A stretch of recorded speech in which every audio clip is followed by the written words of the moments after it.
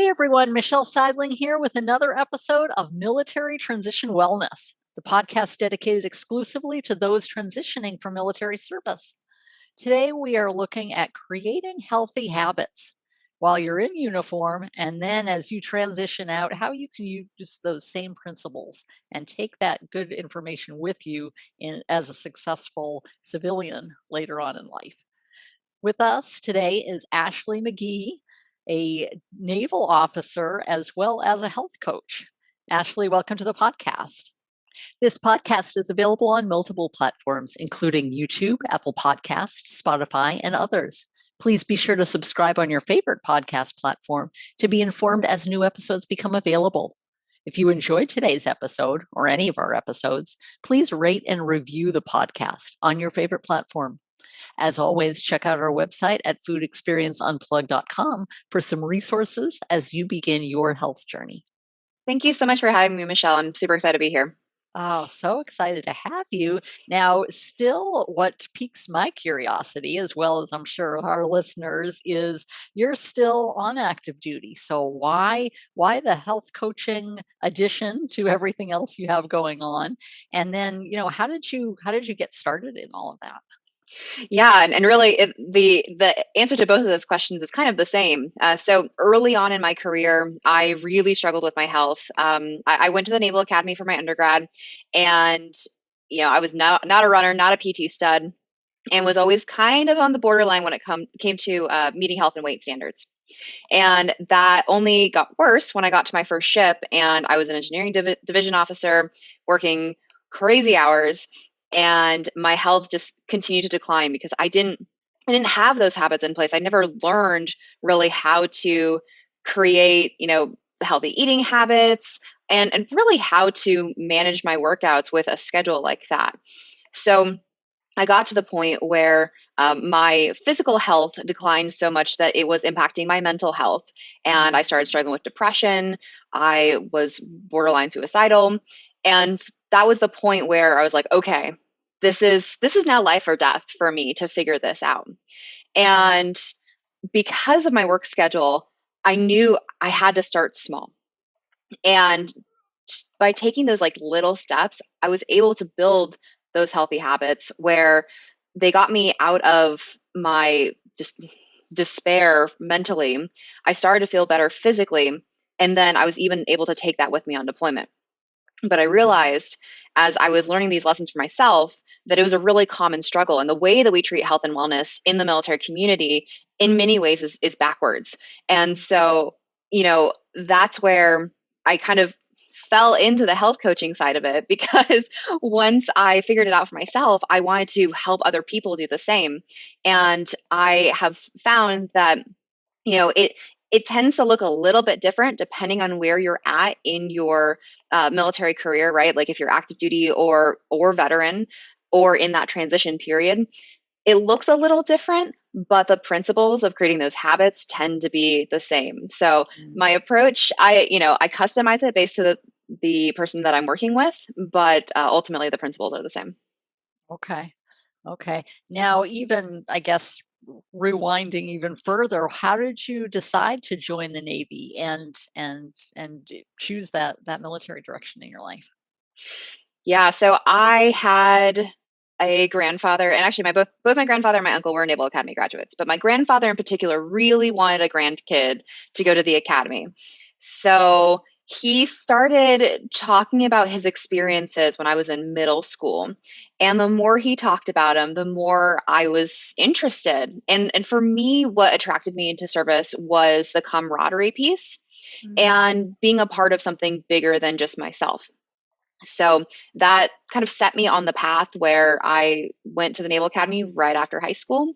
And, and here I am. Oh, fantastic. Oh my goodness. And optimally, then I'm sure you have experienced a lot of fulfillment and as you've, lived your own dreams and your own ambitions as well as thinking about your family members too. Oh, absolutely. Yeah. My grandfather, unfortunately, passed away my sophomore year at the academy, so he never saw me graduate. But I think about him a lot as I've, gone through my career. And I joke, so even on third gen, I am the first non-aviator of the family, which is why I then had to go marry a Navy pilot. So we could still keep the Ah. string going. Yes. Oh my goodness. Now, how is that in terms of, I guess, juggling your own routines and habits? I mean, you're active duty. You're married to a military person as well, and you've got the health coaching, and you've got likely other responsibilities. How do you juggle that in terms of the healthy habits and routines aspect of it? Good question. So, one of the biggest kind of core values for myself, both personally and then also in my business, is the integrity of practicing what I preach.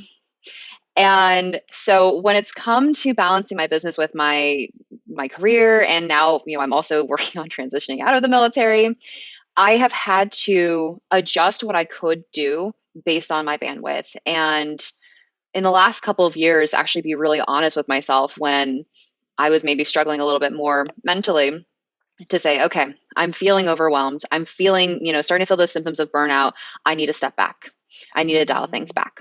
So that has been a big piece of a lot of learning actually that I've done in the last couple of years, because, living in a pandemic is bonkers and we've all been a little bit on the struggle bus. But that's been also really interesting, because as I've done that, I've heard from other people, in even just in the coaching space, other coaches saying, hey, seeing you talk about this openly and stepping back when you needed to normalized that for me and gave me permission to do that when I was feeling the same way, which I Mhm. think is really amazing. But my kind of key to success and balancing and juggling all the things is ultimately time management. I joke that I live and die by my calendar, because I have to have things planned out. I have to have things scheduled, and that includes those healthy habits. So when I sit down to plan out my week, I am scheduling my workouts with that. I am Mhm. determining, what my meal planning is going to be, how I'm going to be eating. If I need to go to the grocery store, I kind of actually try to avoid it. So I have other processes in place for that to automate. Mhm. But yeah, time management, like if you're trying to do these things and not looking at your schedule, like I personally don't know how that is even possible. Sure. Okay. So you're planning, on upfront before the week starts. And what is your week look like? So I get up about an hour to an hour and a half earlier than I need to work on whatever business things I have on my to-do list in the morning before I start my workday. We are kind of hybrid telework and on-site. So today's a telework day, which is why I'm not in uniform and I'm Mhm. home. But, going into the office, working, kind of a standard 08 to 1600 kind of working day. And then after work is usually like where I get my workout in. Um, if I have coaching calls with clients, that's also, I'll use either that hour before I start my working day or after work. I Sure. will schedule those things around my workout, balancing the pieces out. Um, and then my personal, decompression time. So dinner with my husband, and then we usually watch a show, and I knit. So knitting is one of my like self-care hobbies. Oh, fantastic. It sounds like you're really having that balance. You found that kind of you've got your processes in place, so to speak.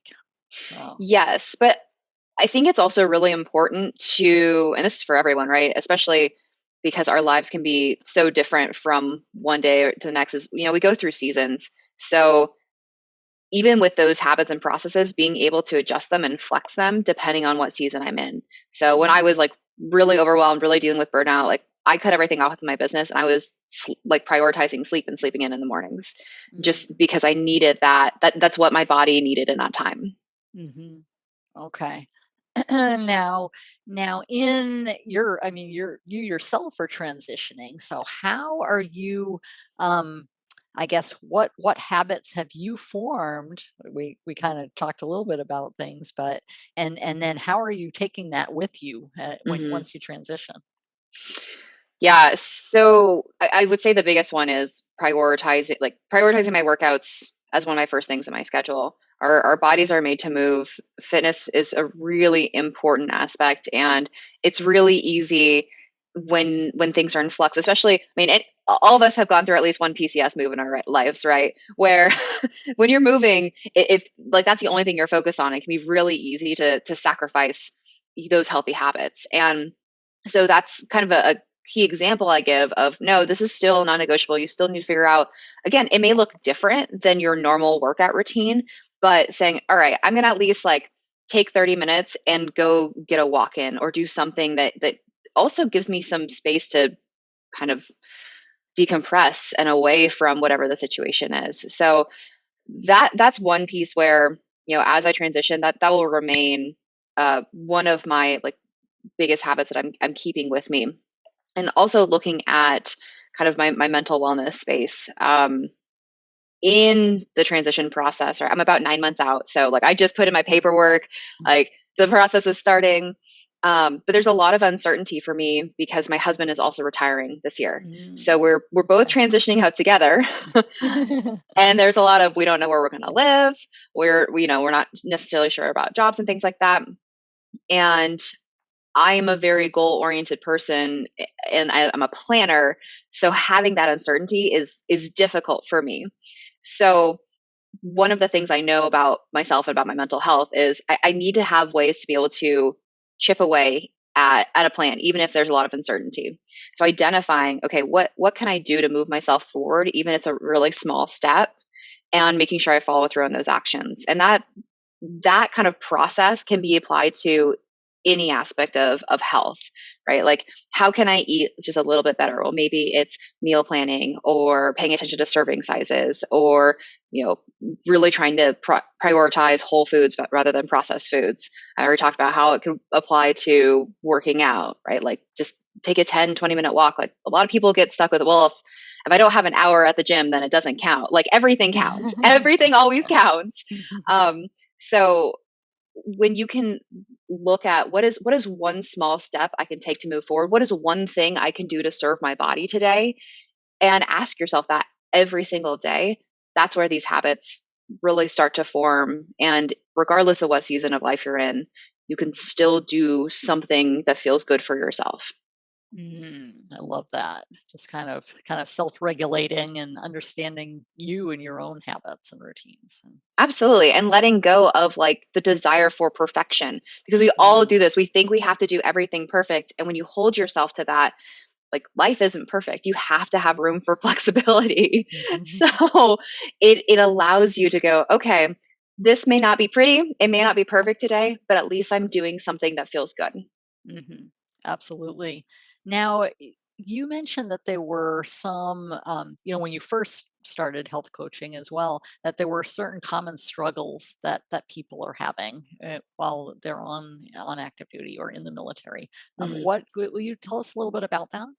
Sure, yeah. So the number one struggle that I see kind of sabotaging people, and this is across the board, is what I just talked about, that perfection and like all or nothing mentality. Because what happens is people bounce from diet plans and workout plans, trying to find, the secret recipe, the thing that will, solve all of their problems, and try to do it, 100,000% all in. And as soon as life happens, it just blows them completely off course. And with the military, a lot of times it's, as soon as you're PCSing or going on deployment and you can't go to your gym you've been going to, or whatever it may be, and they don't know how to adapt it. Mm, So it's really about figuring out kind of the basics of, and what I use to teach my clients is the four pillars of health, which are food, fitness, sleep, and mindset. And establishing habits in each pillar is where you actually create holistic, healthy habits over time, right? Where it becomes sustainable, where it becomes a lifestyle. So that's one thing. The other piece, and this is really where like the military culture comes in, and I see it's like two sides of the same coin depending on whether or not you're active duty or a veteran, and that is shame and guilt around your body and how you look, right? mm, So while you're okay. active duty, it's shame and guilt around not feeling like you look like you should in uniform, right? There's this perception of, well, I should be thinner, I should be fitter, I should look a certain way because I wear a uniform. And then once you transition out, it's, I can't believe I let myself go and I can't even fit into an old uniform anymore. So I don't look like I should as a veteran. And the Mm. problem with this, there's a lot of problems, right? Like, but from a mental health standpoint, when you are treating yourself and your body with this guilt and shame, it's really hard to then create habits that really show your body respect, right? Health and having these healthy habits is reinforcing love and respect for your body because it feels good and it's easier to follow through on actions that are kind to yourself when you do have that self-love and self-respect. And so if you are feeling these guilt, shame, feelings and thoughts relating to your body and your appearance, that's where you end up in back to that all or nothing mentality or extreme dieting, over exercising, these behaviors that ultimately cause more damage than good for your body because you're almost punishing yourself for not being what you think you should be. Mm. Okay. And so this is typical. So with even, on active duty, you're still in uniform, but you're just not feeling up to par, Hmm. basically. Hmm. So, okay. Yeah, and a lot of the people that I work with are, the thought that keeps them up at night is, am I going to be able to pass weigh-ins? Am I going to be able to pass my next physical fitness test? So, that's very specifically the headspace that they're in. People that like crush the PRT every year, like probably aren't giving me a call as a health coach. So it is, that's in particular the folks that I tend to attract and work with from the military space. Okay. All right. Now, with those pillars, you mentioned that there, are specific different routines or things to think about. Will you kind of elaborate on that within each of those pillars? Certainly.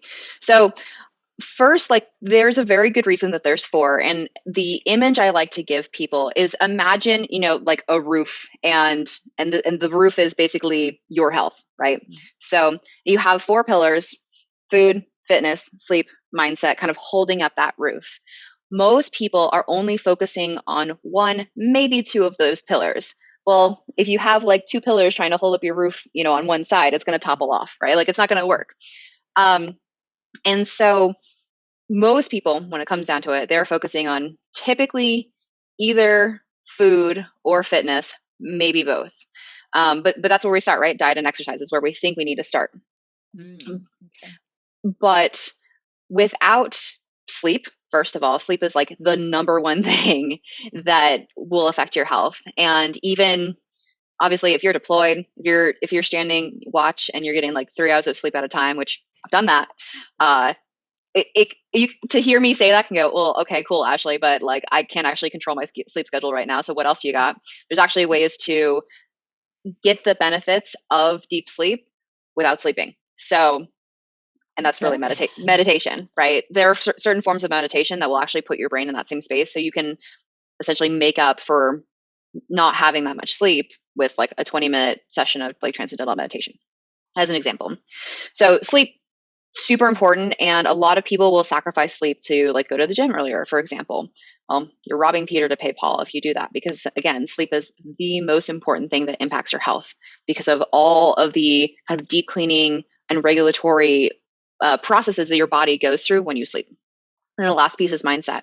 And people will talk about mindset from like a really surface level, right? So it'll be like, oh, getting motivated or, like being able to stay consistent. But mindset is also what I was just talking about with how you feel about your body, how you treat yourself. So that's kind of like surface level what the four pillars are about and why there are four.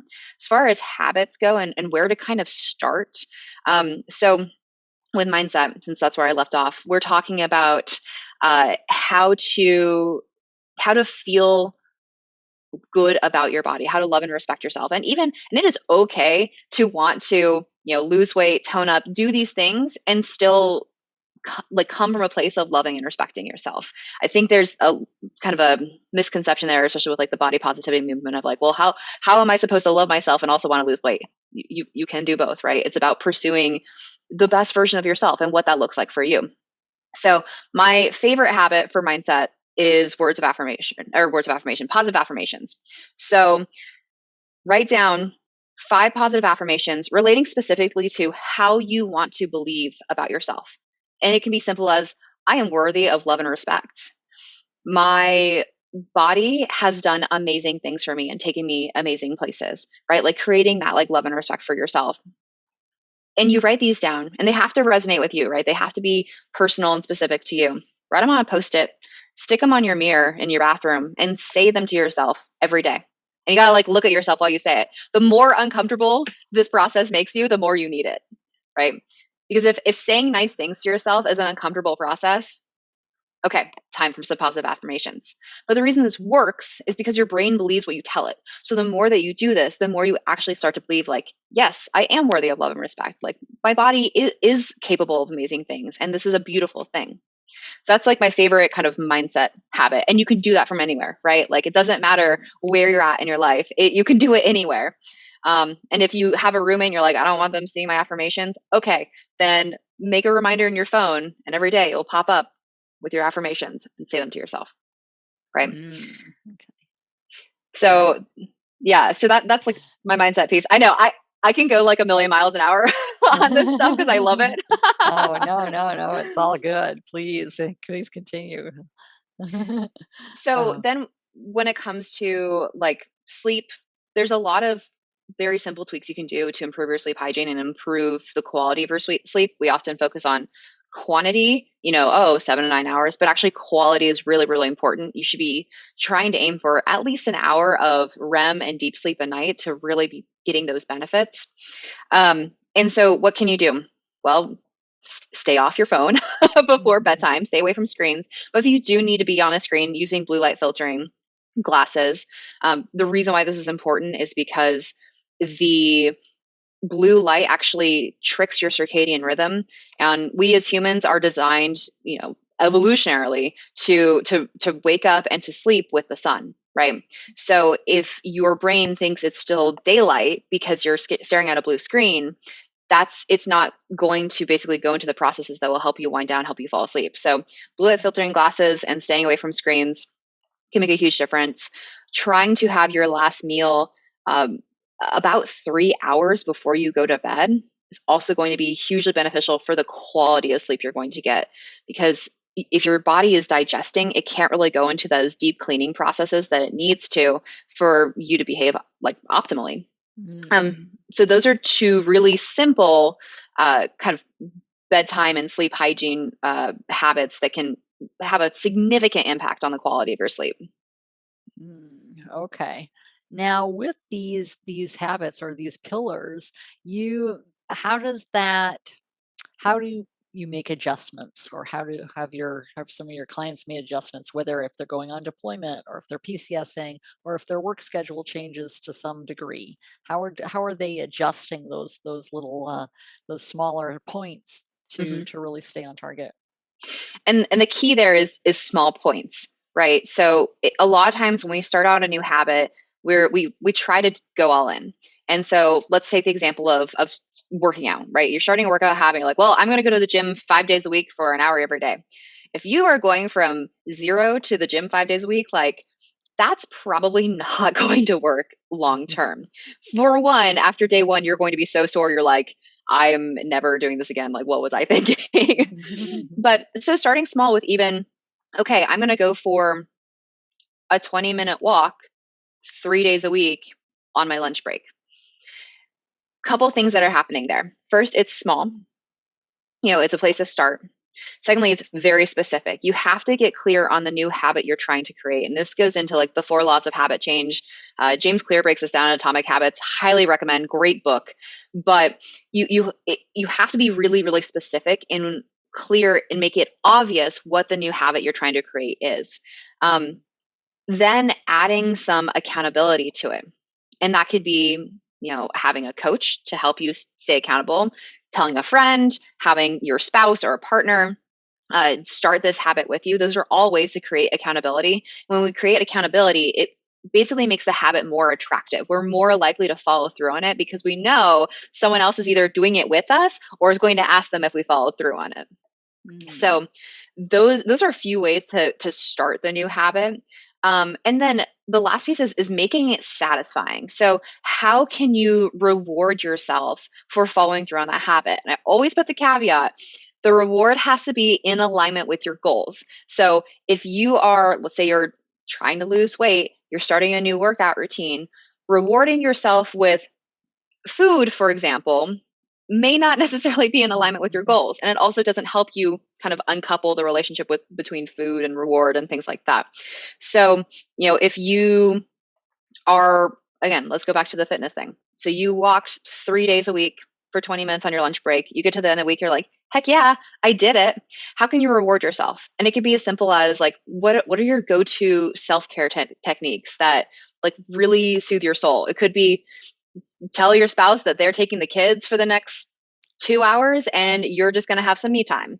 It could be, getting a manicure or, like I said, knitting, sewing, reading a book, whatever kind of soothes your soul and gives you that restoration. But when you associate it with, I'm like feeling good about this habit, it reinforces your desire to do that habit.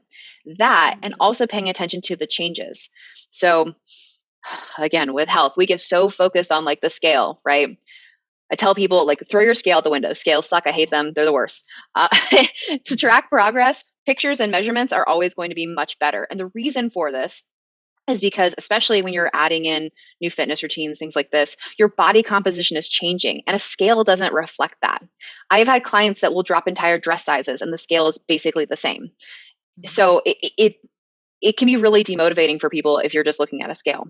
But other ways to make this new habit satisfying is looking at, are you sleeping better? How do you feel? Do you have less chronic pain? Are you waking up more energized in the morning? Like, are your clothes fitting better? These are all non-scale ways to look at, actually, no, I'm really seeing the benefit of what I'm doing and I want to continue it. And maybe even beef it up. Maybe you increase your days from 3 to 5 days a week, right? Okay. Now, being a transitioner yourself, how are you, I guess this is kind of the $1,000,000 question, is how are you going to take those habits to the unknown world here as you embark on civilian life? Yeah, that is a question, right? Because I don't know what I don't know.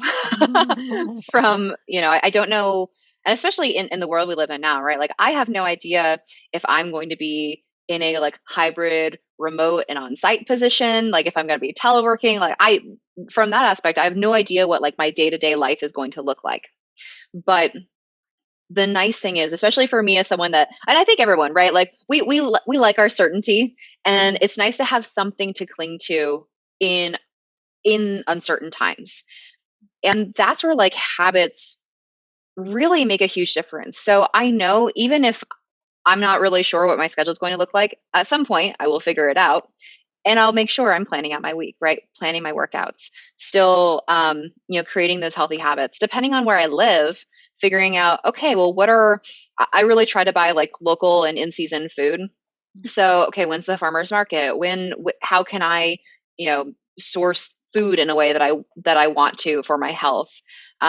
Sleep.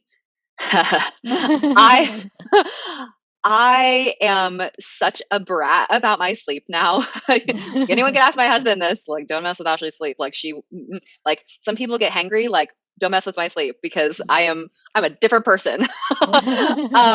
And so, that is already such a strong thing in place for me.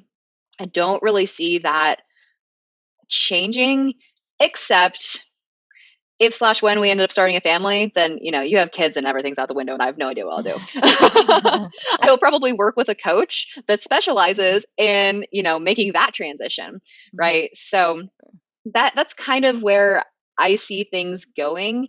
And from what I've seen in previous times in my, like when I've dealt with uncertainty, when the pandemic first hit and I went to max telework, I gave myself like, I think a week of like, I'm not going to set an alarm. I'm just going to wake up when I want to. And because I didn't really have a defined job yet, I just PCS like into a new job. And then we went to telework. And I'm like, I don't even have anything to do right now. But it lasted about a week of that until I was like, okay, I need to fall back on my habits now. I need to go back to my normal routines because it created safety and comfort and stability in uncertain times. And I think that that's exactly what I will do and take with me as I figure out this whole, being a civilian thing. Okay, so just kind of cutting yourself a little bit of slack, but still not holding on to your habits, basically. Exactly. And that's the nice thing about having kind of that lifestyle of healthy habits versus trying to follow like a diet really strictly or workout plan really strictly is because it is already designed to flex when life happens or as life happens, right? So that's really what I believe is the difference that creates that sustainable, healthy lifestyle. Okay, I love that. Just really having that flexibility. Absolutely. Now for other transitioners, as they prepare to plan their next move or their next stage of life, are any words of wisdom, recommendations as they go through this and really holding on to the good habits and forming new ones? I would say the biggest thing is probably get clear on your values, on your why, the things that are fulfilling to you, because I think it's really easy, and this is what I'm experiencing right now, right? Like it's really easy to kind of focus on what you don't want, right? Like I mean, for folks that are retiring, like they've done the career, awesome. Like that's my husband. He's like, I'm ready to move on to the next thing. For me, I'm getting out at about my 10-year point. And big reason that is like, I don't want to do this job anymore. Like I'm ready to move on to something different. But it's really easy to fall into the trap of like, well, I know I don't want to do like the military work. I don't want to do the thing that I'm doing right now. But if your identity has been defined by being in the military, it's time to get clear on what are the things that drive you? What are the things that make you feel fulfilled? What are you looking for in this next period of your life? And that's not just the job or how much money you want to make or whatever, but like what are your hobbies? What shapes your identity outside of your military connection? Because it's so easy to be like, oh, well, everything I am is wrapped up in this job and being in the military. And you transition out and you're like, well, wait, who am I now? It's like an identity crisis. So doing that work, and it's personal development work, and you might dredge up stuff that you're like, I didn't know this was here. I'm not super excited about the fact that I found out about this, but ultimately, I think it sets people up for success where you're going to be a lot happier in the long run. Mm, okay, fantastic. I love it. Well, Ashley, how can people get in contact with you? So the easiest ways is either on my website. So it's very easy. It's ashleighmcgeecoaching.com. Actually, ashleighmagee.com. I don't even know my own site. That's great. ashleighmagee.com. So just my name. Or I'm also on Instagram at ashmcgeecoach. Um, I have a Healthy Women Warriors Facebook group. So if you want to kind of get daily reminders and tips of how to practice the things that we talked about here, yeah, variety of places, but those are probably the easiest places to find me. Fantastic. We will include all of those in the show notes. Perfect. Ashley, you are a wealth of knowledge, both in and out of the military. And I'm so excited that you've helped so many people while still in the service, and then using that information and really helping people and helping yourself as you transition to a new life, a new career. So amazing. Thank you so much, Ashley. Thank you, Michelle.